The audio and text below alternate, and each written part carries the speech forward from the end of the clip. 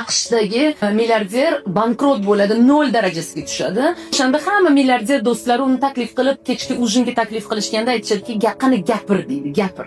Kambag'allik bu nima?" deydi. "Mana bu 0 darajasi. Kambag'al bo'lish bu qanaqa ekan?" deydi. Milliarder odamga, milliardlari bor odamga kambag'allikni his qilish bu qanaqa ekan deydi. Bizga bu yot narsa. Biz hech qachon 0 darajasiga tushmaganmiz. Biz hech qachon pulsiz qolmaganmiz. Каково это? Как это быть бедным? Как это deganda u erkak o'tiradida, o'shanda qarzga olingan sigarasini gapirib beryapti. O'zini og'zidan, tilidan yozilgan maqolani o'qigan edim. Do'stimdan qarzga olingan sigarani deydi, mazza qilib chakib deydi, o'sha paytda aytdim, "Kim sizlarga aytdiki, men kambag'alman?" deb. Kim sizlarga aytdi, что men 0 daman? Men hozircha shunchaki shu holatdaman xolos. Men juda ham boy odamman va men hech qachon kambag'al bo'lmayman, chunki menda tajriba bor.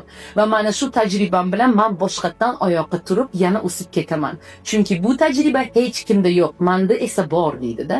Shuning uchun ham mol dunyoga, boylikka ishonib qolish ham ish emas. Agar odamni o'zida mana bu yerda tajribasi bo'lsa, kallasida bilimi bo'lsa, agar u бесценный odam bo'ladi. Поэтому hozirgi vaziyatingizda ham qanaqadir qiyinchilik bo'ladimi, pulsizlik bo'ladimi, boshdan bilingki, bu shunchaki vaqtincha. Sizda tajriba bor va siz bilingki, shu tajriba bilan siz dalchi tepaga chiqib olasiz.